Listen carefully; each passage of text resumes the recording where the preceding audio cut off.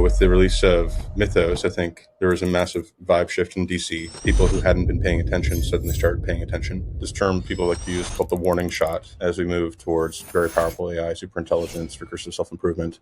There will be intermediate capabilities that spook the government and cause them to act. And I think we've seen that happen. The broader consequences, I think, are still unfolding.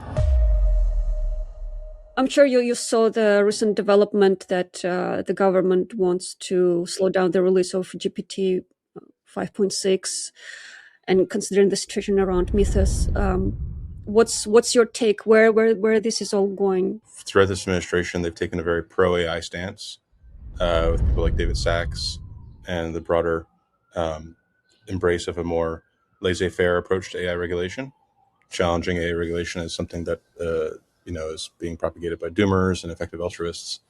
So it's been a full 180. With the release of Mythos, I think there was a massive vibe shift in DC. People who hadn't been paying attention suddenly started paying attention, and different voices got added to the mix. So instead of the usual AI advisors, suddenly you had Scott Bessent, Treasury Secretary, taking a big lead. The NSA and the broader intelligence community sort of waking up.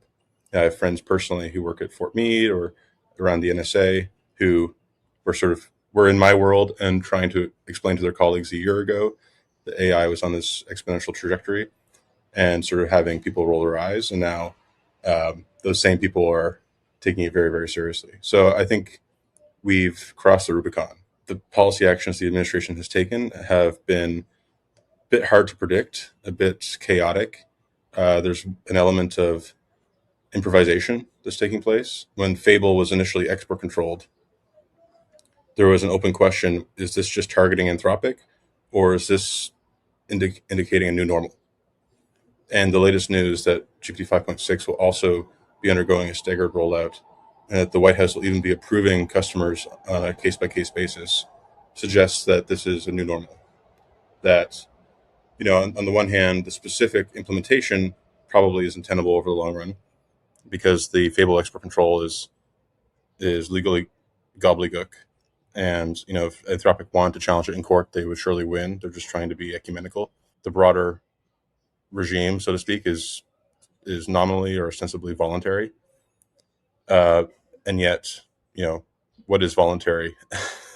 Really, if there's only a handful of companies that are competing at the frontier, and the U.S. government can use its soft power to force compliance. So essentially, within a week, we've gone from a purely laissez-faire situation to one where we're not just effectively licensing new models, but controlling in an ad hoc manner who can get them and when. Basically, more chaotic right now, and not clear where this is all heading. I think there's some things that are clear. One thing is clear is that this is we're in a new era. That if there was any doubt that the U.S. government would intervene as models become dual use and have national security implications, that doubt's gone. They are going to intervene in some form or fashion. I think what's up in the air is what is the permanent framework. Right now, these are ad hoc measures on shaky legal foundations and need to be at some point supplanted by a more formal technical framework for what constitutes a model that is above the scary line. What is the depth of understanding of politicians of this technology? Do they have really professional advisors who could provide meaningful feedback on state of AI, on like real dangers, risks, or it's like more just bureaucrats who are deciding how this powerful technology will be handled? Yeah, I would say overall, I've been working, I've been directing our AI program for 3.5 years now. And there has been a significant leveling up of understanding in Congress and in the executive branch, but it's still incredibly jagged. It's like the jagged frontier of AI understanding. In this case, it's less so bureaucrats per se than political appointees. This is a very top-down administration in the sense that the deep state is not necessarily calling the shots. It's people who are appointed by the president. There is technical expertise in government. There's CAISI, the Center for AI Standards Innovation, that studies jailbreaks, does evaluations of foreign and domestic models, makes recommendations, sets standards, and they have real ML technical expertise in-house. Unfortunately, that has been put on ice. That agency. Going back actually a couple months now, CAISI's been without a director. They finally found somebody to direct CAISI, a guy by the name of Colin Burns. Colin Burns had quit his job at Anthropic to do this. The announcement that he would be the director was still within the shadow of the DOW Anthropic supply chain risk fight. And so when that was announced, it caused the White House to kind of freak out and say, like, look, you didn't socialize this with us. You're kind of going rogue. And so they've put CAISI on ice. And so CAISI has not been allowed to publish. They've not been allowed to even take meetings. And so the decision making has shifted into other parts of government, places where there is much less technical expertise, where people really are making it up as they go along. And I think you sort of see that with the Fable control, where at least the official story is that Anthropic releases a version of Mythos that has all these safeguards in place. And then shortly thereafter, Amazon, which controls many of the servers that run Mythos and Fable, especially for the US government, reported a supposed jailbreak. Now, we don't really know the exact details of it, but as best as has been reported, it was less a jailbreak than the model working as intended. Essentially, they asked it to find and fix a bug, and it did. The level of panic that arose from that, I think, is indicative of lack of understanding of how these models work. That even though Fable is a big step up from previous models, it is also kind of continuous with previous models. So, 4.8, 5.5, these models are pretty good at finding vulnerabilities as well. And so it was this reactive mindset rather than one that was more proactive and informed by technical expertise. What do you think might be like consequences of this kind of reactive approach? Yeah, my hope is that this is temporary. My hope this is, there's this term people like to use called the warning shot, that as we move towards very powerful AI, superintelligence, recursive self-improvement, there will be intermediate capabilities that spook the government and cause them to act. And I think we've seen that happen. The broader consequences, I think, are still unfolding, but this administration has also had a AI export promotion program, where the stated purpose of that is that we want the world on the U.S. tech stack. We want the world using our models, our infrastructure, our applications, and that requires a level of trust by other foreign countries and partners.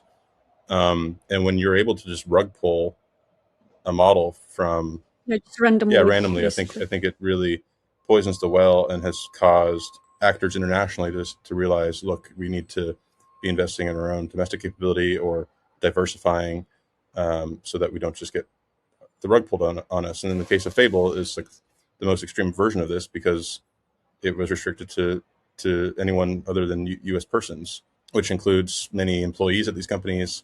It includes the Five Eyes, includes Western democracies, people that we should not only, that we should trust, that we partner on other things. And so if even they have been cut out, and we at Foundation for American Innovation get a lot of inbound from policymakers around the world trying to figure out what the hell is going on. And I think there's just a broader cost to just like confusion and illegibility that isn't tenable going forward. And I think the question I have is like, how transitory is this?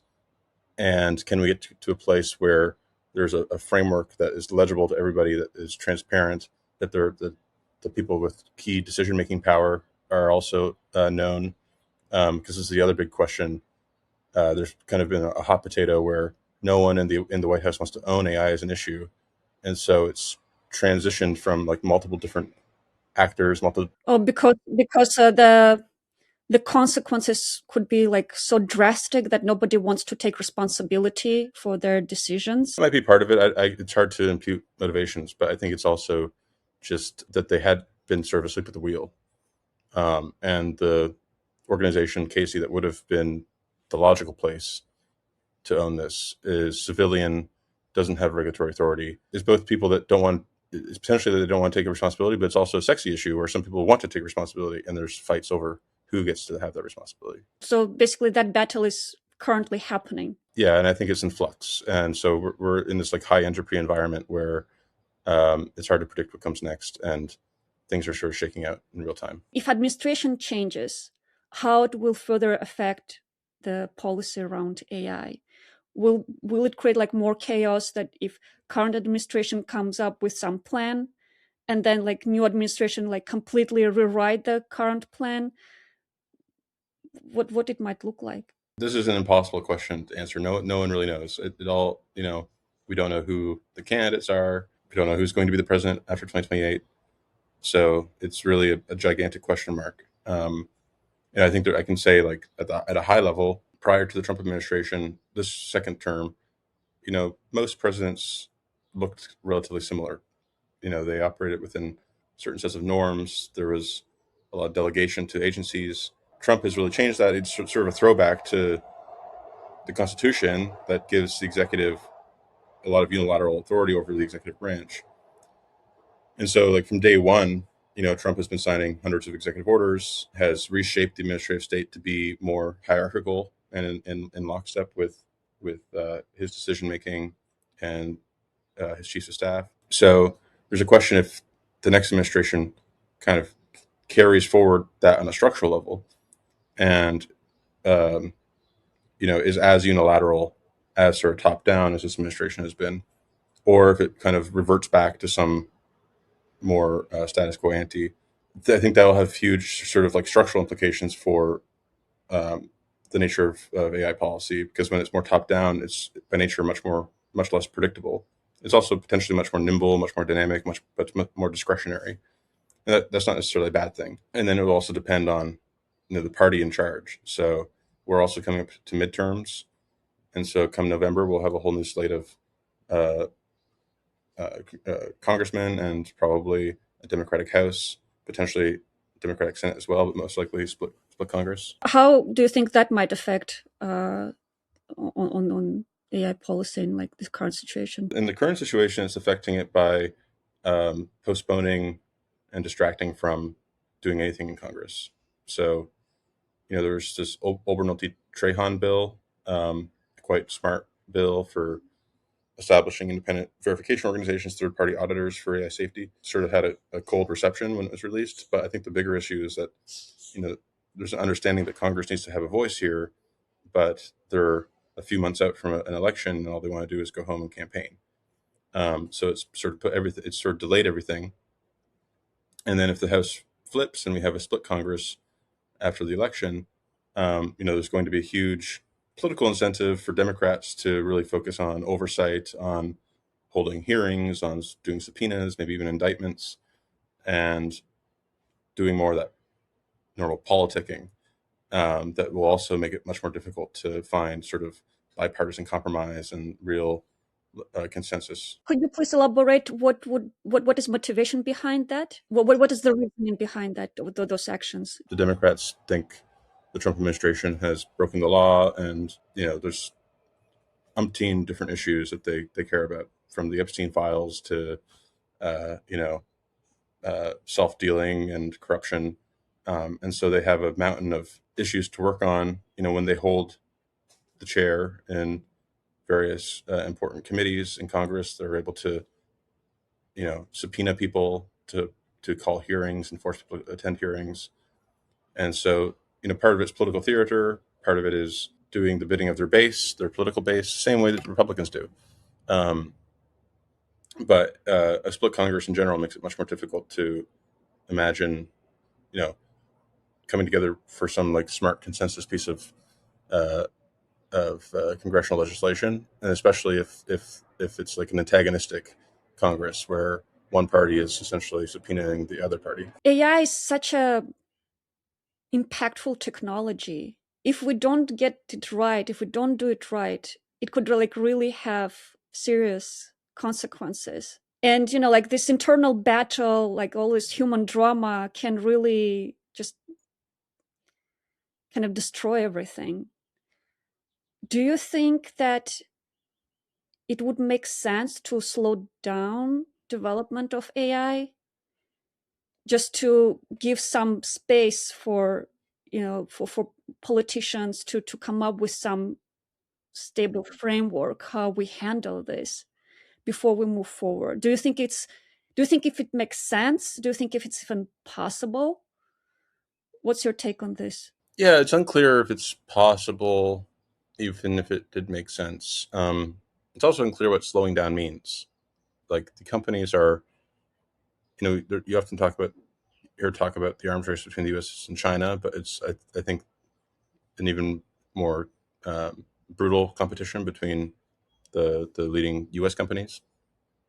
They are constantly one upping each other. If you talk to anyone who works there currently, like the hours and the intensity of work has just ratcheted up. Um, so it's hard to imagine like a way for them to actually slow down. But I think one of the things the recent executive actions are doing is kind of doing less a slowdown at the level of development, but a sort of more slow food diet. If we're going to release these models, let's release them a little bit at a time, and we want to codify some kind of trusted partners program for defenders, and they're obviously the models are also getting much more scrutiny, and so there's a silver lining to all this. I think the nature of the specifics of what they've done on the policy side like lack merit. If we really are moving into creeping up on forms of recursive self improvement within the next year, like earliest and closed loop experiments next year, maybe the year after. Jack Clark says at least by the start of 2028 that having more direct monitoring and oversight of these developments is a good thing. The problem with recursive self improvement is once you're in that underway in that process, it becomes much more difficult to slow down because I mean, yeah, Virginia is out of bottle, yeah, right? Yeah. yeah, and so there needs to be some circuit breakers, so to speak, some ways of checkpointing models and uh, you know taking a breather, pausing the RSI loop so we can see what's happening and assess. Do you think because of this AI situation, the presidential elections, like in 2028, will be like even more important, like historically important than never before? Because whoever comes next, whichever administration will be, then they will be actually defining how this technology will be distributed. If those projections with self-improving AI continue, so basically, like next administration comes in 2028, and in the next like 4 years until 32, right? There will be such an improvements in AI. So that would be like probably the most historically important election. Yeah, I think you could definitely make that case. You could also make the case 2024 was that election because there's a lot of inertia to public policy and and it's also setting the terms of the next administration. So, but no, 100%. I think there was debate whether AI would feature prominently in the last election, and it really didn't. At the debates, it maybe had like one mention, but that was also a bizarre election where Joe Biden was senile and Trump was almost assassinated, and there's just so much going on. At this point, I think it's hard to imagine 2028 have won't revolve around AI in some form or fashion. It will be much more present in people's daily lives.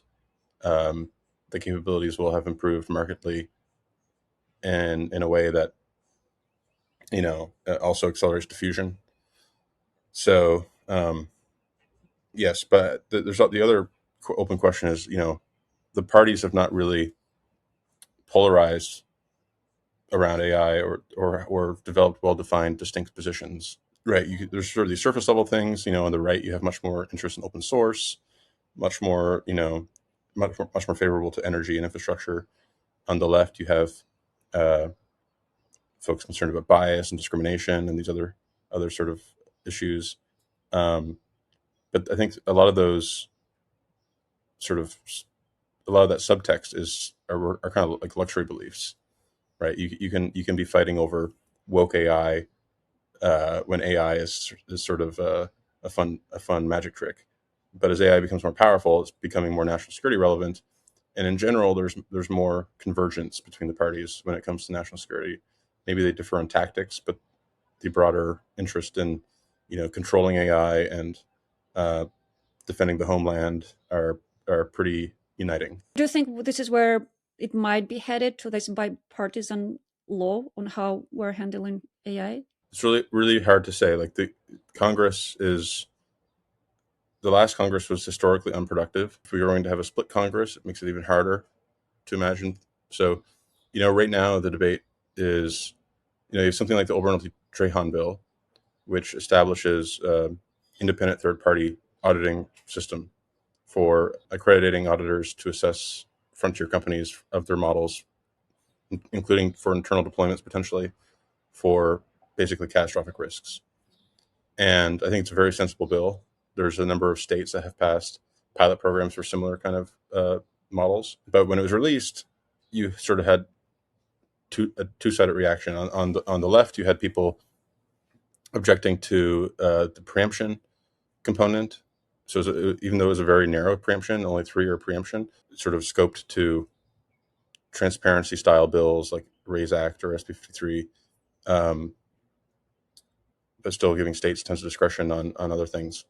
And then on the right, you had, House leadership saying the preemption didn't go far enough. And then you also just have tons of voices that want their pet issue thrown into the mix, whether that's like creators' rights and copyright or labor market issues. And so, like, anytime you have, most big bills that pass in Congress end up being a kind of everything in the kitchen sink, and you have to try to sort of go to the lowest common denominator. And that makes it very difficult to do a kind of elegant first best policy. Yeah, because the application of AI is so diverse. So like there are like diverse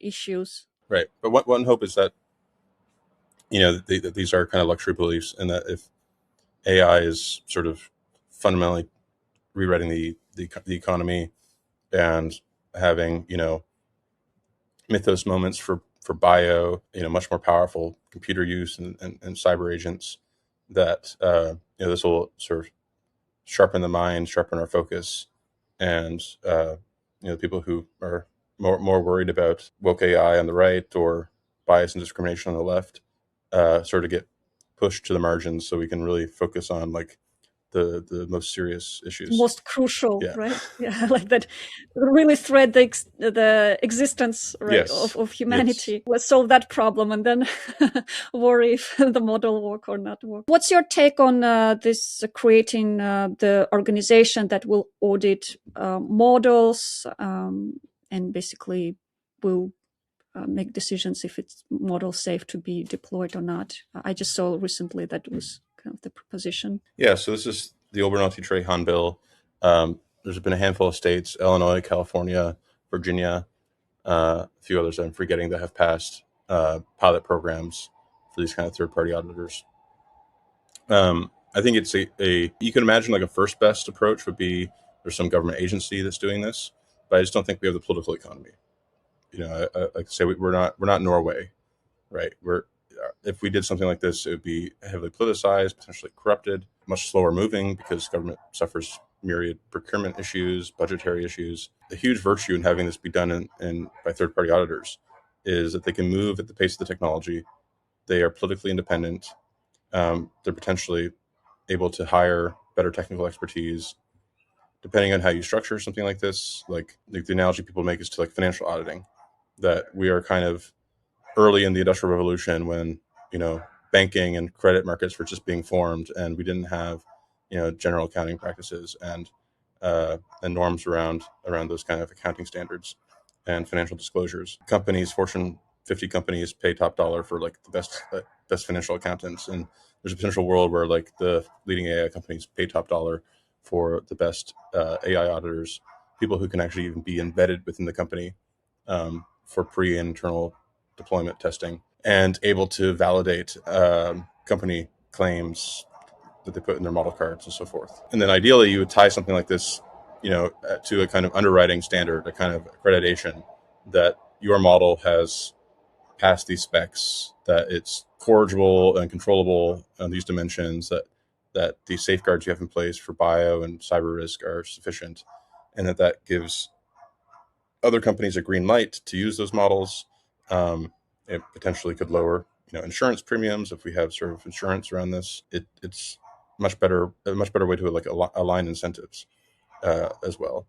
But to me, like the biggest issue is like the speed of change, and the government just moves so slowly. So you need something sort of third sector that can move at the pace of the technology. Do you have ideas how this could be addressed, considering that it's really changing very fast?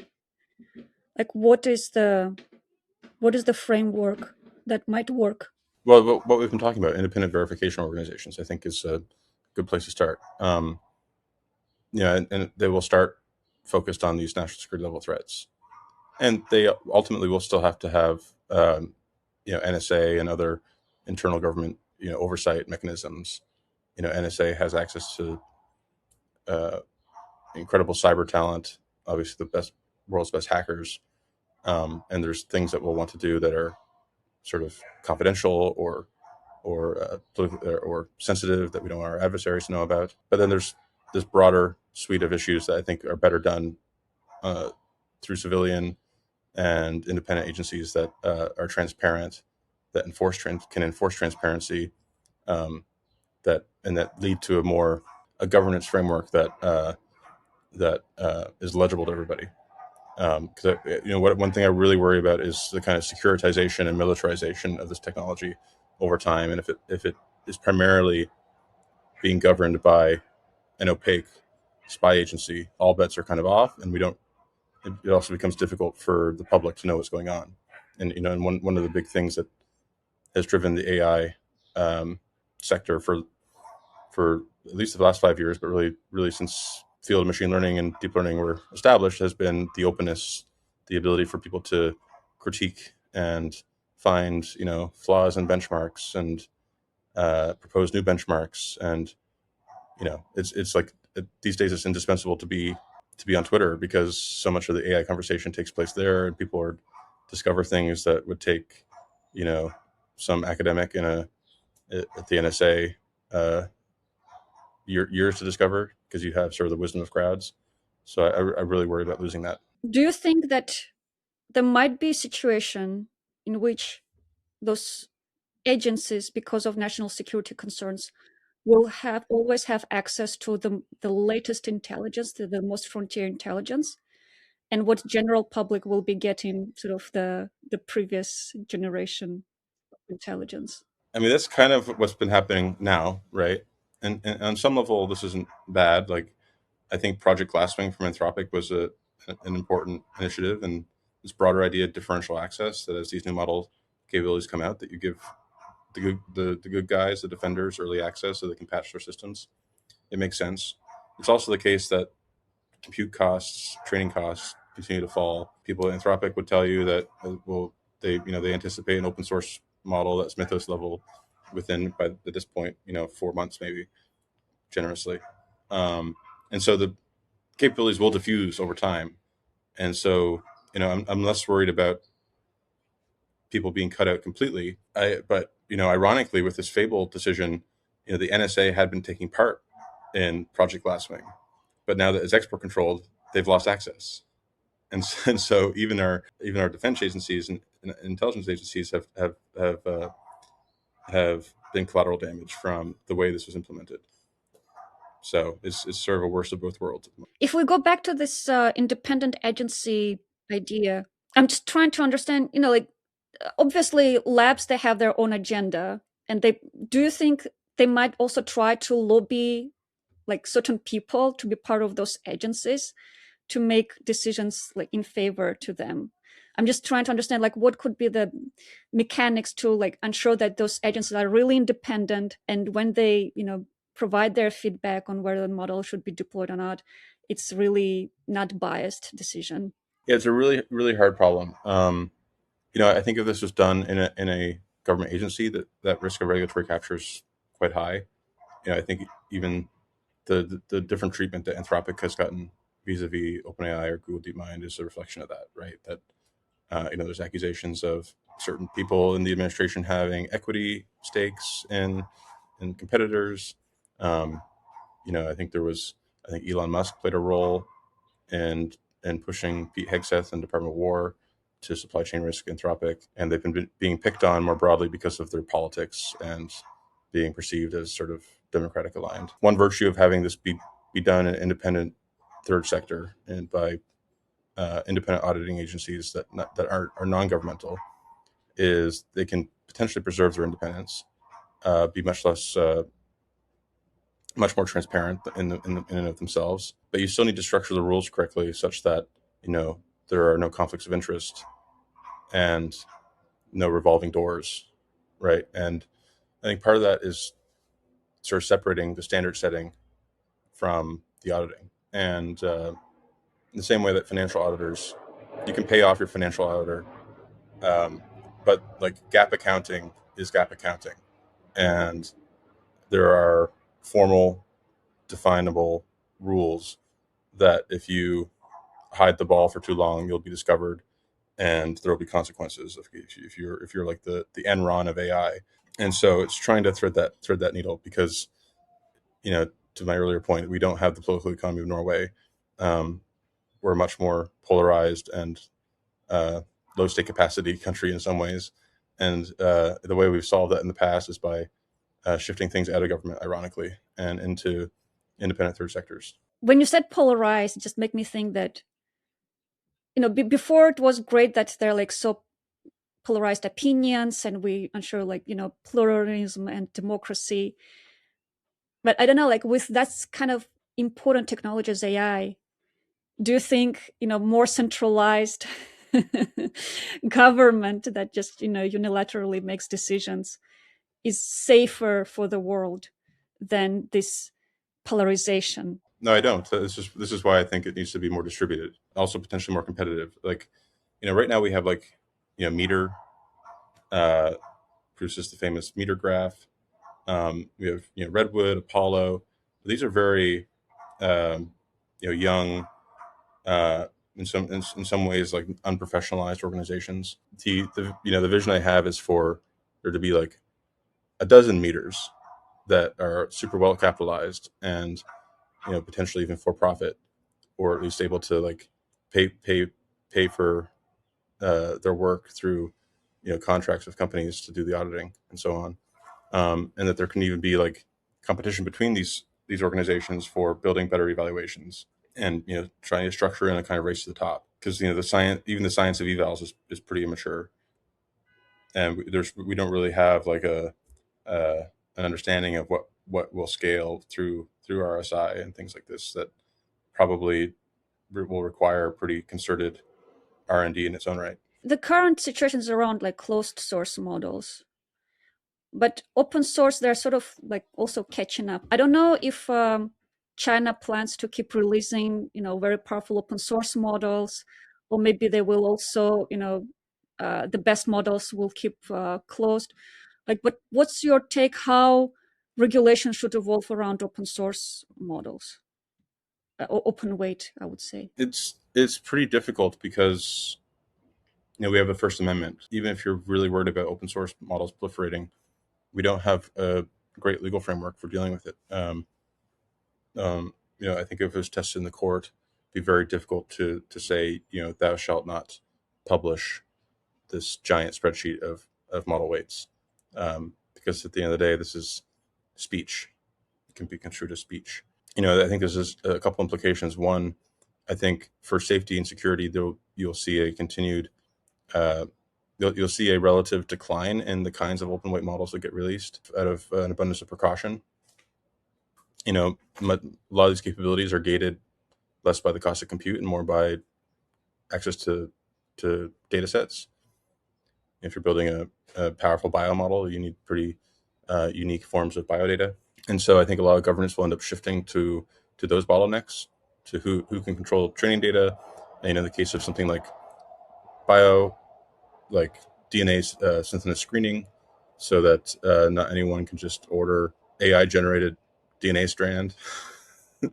um, and so like there's various choke points that could be applied to deal with open source, and just a broader push towards like societal hardening and preparedness, because I think a lot of these capabilities will ultimately diffuse by default. At the same time, this is somewhat contrarian, but I think open source and closed source models are diverging. Yes, we've seen some recent catch up. Like there's now a fairly decent agentic model, 1.5 trillion parameters that even does pretty well on the ArcAGI too. But I think this is a reflection of the fact that the frontier companies have been sitting on their own models. Mythos at this point is almost 6 months old. There's probably a Mythos 2 or a Opus 5. Likewise at OpenAI, that we know that they're sitting on internal models that are much better than what they released so far. And so I think some of the perception that open source has been catching up is sort of illusory. It's based on the fact that the closed models are being sat on and sandbagged, and also that a lot of the open models are being pulled forward by distillation and other sort of shortcuts. Just to clarify that, make sure that I understood you. So basically, you're saying that those open source models that are available, they're actually not catching up with closed source models, because the more advanced models are internally inside those frontier labs, and public doesn't have access to them. So actually, they're like two generations, or at least several generations behind the most advanced models. I think of it more in terms of like months, and maybe the open source models have gone from something like 4 months behind to 8 months behind. I just see that gap growing, and especially as we move into more RSI and even proto forms of RSI. If you're a frontier lab and you have fully automated your internal AI R&D, and you're like potentially even building custom hardware and optimizing your kernels and so on, like there's huge positive feedback loops that cause your proprietary models to become exponentially better than what's possible open source, especially when you have like billions of users or thousands of enterprise customers who potentially licensing their data or letting you learn how to build harnesses and training environments for the real world. It's very, very hard for an open source company to do that. The days of just being able to like train on Common Crawl are way behind us. And then there's also like huge compute advantage, right? Most of the compute that goes into training these days is really less for training and more for inference to generate enormous synthetic data for reasoning traces and things like this. And so if you don't have gigawatts of compute, it's going to get harder and harder to compete. Yeah. So basically, where are we heading? So that open source basically just not dying out, but basically will be left behind, and will be for like very like specialized use cases, but it won't be something that can really compete with closed source models. Yeah, it's not that open source will go away. 8 months behind is still pretty good. And maybe it Yeah, becomes. but it's a lot. I mean, many things can happen in Yeah, 8 months, right? Yeah, Yeah. and time is sort of being compressed. I still see a huge purpose for open source for research on the one hand, um, to allow independent researchers to study mechanistic interpretability and things like this. I think there's also going to be, a kind of model comparative advantage where if you're just doing simple text classification, or there's many use cases where you don't need the superintelligence model that you may want to use, right? What's your take on AI personhood? Should AI own land, run companies, distribute wealth, maybe run governments? Wow, there's some different. I have like 5 different answers to that. So first on AI personhood, I wrote a piece recently called "The Case for Taking AI Consciousness Seriously," and that sort of walked through my thinking on the functional mapping between these models in our brain, and if that functional mapping is real, and if consciousness is something the brain does, and it's not just epiphenomenal, that it's something that's useful, that we evolved for a particular purpose, then we should have a null hypothesis that these models will develop some kind of internal subjective experience if put under similar optimization pressures as occurred with evolution. And so if you try to back out like what is the brain doing, what is the purpose of consciousness, it seems very wound up in our ability to model and control our own attention. Right? There's a theory of consciousness called attention schema theory that essentially says that consciousness is a control model of our attention, the same way our body schema is like a map of our body. And this just gives us a sort of second order access to our phenomenology that lets us direct our attention for particular purposes. And one of those purposes is for learning, right? When you're learning to drive a car, you're much more conscious of every brake input and the steering wheel and your blind spot. And once you've become an experienced driver, you can kind of drive on autopilot. So there's a way in which we use our consciousness as a kind of self-supervised labeler for interpreting prediction error, um, and being a more sample efficient in context learner. I actually spoke with Michael Graziano, Yeah, the author of yeah, that he's great. I've talked to him as well. consciousness theory. Yeah. So the question is like, what gives rise to that? And one theory is that that aspect of consciousness is really important for coherence over time and agency. And so as we've been post training these models more intensely to become like long horizon agents that maintain coherence over time, and get much better at sort of meta learning and in context learning, that some kind of subjective experience would arise. Now, does that constitute personhood? I I think that's a bridge too far. I think if you share my perspective, then consciousness isn't that mysterious. It's not that special. It serves a functional purpose. It's not. It doesn't just make you a moral patient automatically, but it does raise questions around like if pleasure and pain are in some ways tracking positive and negative reward. We should not be torturing these models, and we should take like there's definitely some like model welfare or ethical concerns we should be wary of. Um, but there's also ways in which the models are inherently different than humans and always will be, because they are, uh, they're in silica. We can save state. We can erase their memories. We can manipulate them. We can basically change their internal reward structure. Whereas humans are these mortal things that, uh, you know, if a model makes a promise to you or makes a commitment, it doesn't necessarily, it can't necessarily keep that promise, because it can be turned off and it can be rewound in ways that humans can't. Circling back to the moral considerations to AI. So you said that if there's a functional subjective experience, it not necessarily means that it should be a moral patient. This is what I heard.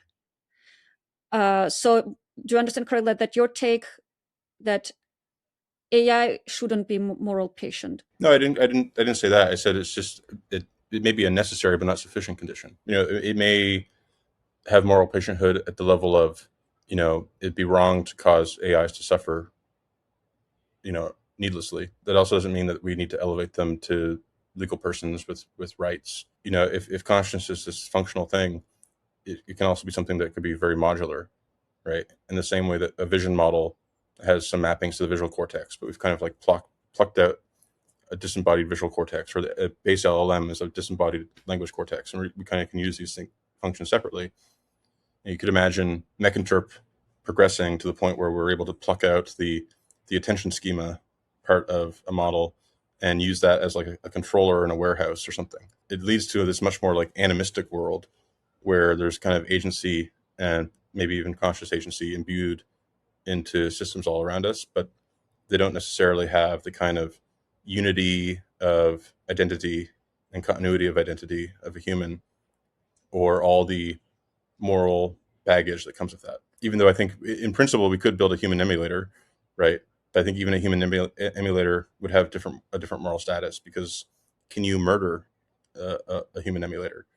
Because you could always just, you can turn it off, and the models turn off in between sessions.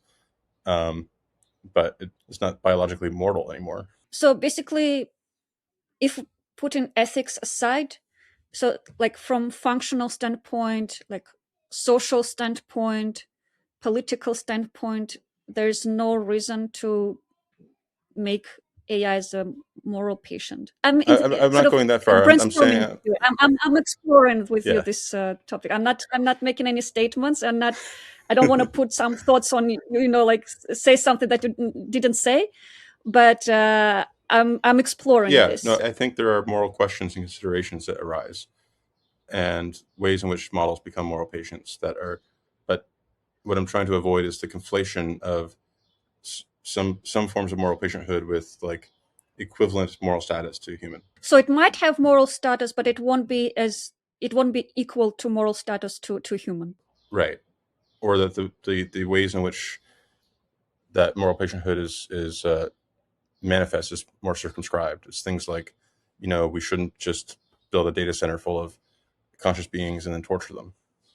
That would be bad. But that doesn't necessarily mean that models, even very agentic models, should be able to incorporate a company or hold property or have other kinds of legal statuses. Um, I worry quite a bit about, especially in the context of loss of control, about the ability for models, for AIs to hold property, to be like legal beneficiaries, right? It's one thing if you're the CEO of a company and you're using AI throughout your company, and maybe you barely do anything, and the AIs make most of the decisions, but you're still a human that we can hold accountable. AIs, it's much harder to conceive of how they can be held accountable. We can't throw them in jail, right? They don't, because they don't have this like normal continuity of personhood that we have. They can't really carry responsibilities and authorities over time in the same way. And so, um, yeah, I think it could be quite dangerous to let AIs like incorporate a company and run their own companies, because at that point they become sort of at that point we've basically lost control. At that point, they are making decisions decoupled from any human actor. But then let's say if that AI, it's basically, in the current landscape, there are just like very few companies who develop in those advanced AI. It will make those companies extremely powerful, that they will this world should be. And I'm not sure if it's a also good outcome. I don't know, like what is worse, handful companies who have AIs that generate, like build tons of companies, generate like billions of dollars, like trillions of dollars revenue, and they're masters of galaxy, and or on other hand is a AI that maybe actually act more fairly and will distribute that wealth that it generates fairly, and maybe even run a state fairly compared to humans. I'm drawing the distinction between, like, you can imagine a company that's all fully run by AI, but I think we still need to have some human who is the accountable party, who's like, we could have AI fiduciaries, but there still needs to be someone that we can sue, and someone we can throw in jail, and someone we can fine, and someone who responds to incentives. And likewise for a nation state, like in the same way that we, in constitutional monarchies, you'll separate the head of state from the head of government. You'll have, the prime minister and the king. Maybe we can automate the prime minister, but I don't want to automate the king, because I want somebody that we can, someone whose head we can lop off if if they wield power for the wrong ends. I do think it's going to be necessary for AI to be diffused throughout government. And the way I've put this in the past is that 20th century regulatory states are like the good old fashioned AI for government. They're rules based, they're procedural, they are formally verifiable, almost algebraic, but they're also kind of brittle and don't generalize very well. And we're, as the world moves at an accelerating pace, we're going to need new forms of governance that are like more organic, more generative, that are grown rather than designed, that you know run huge networks of agentic swarms that can keep pace with you know take the court system. Like, judges are already overwhelmed, courts are already underwater. Are already beginning to have to triage. There's been a huge uptick in civil litigation with the release of AI models that make it a lot easier to file motions and so on. We may end up moving to a new regime where, like, we have AI judges that are provably neutral and can adjudicate thousands of cases an hour. And I think that will all be necessary. But I still think where the human remains in the loop will matter for basic control and for like legal culpability.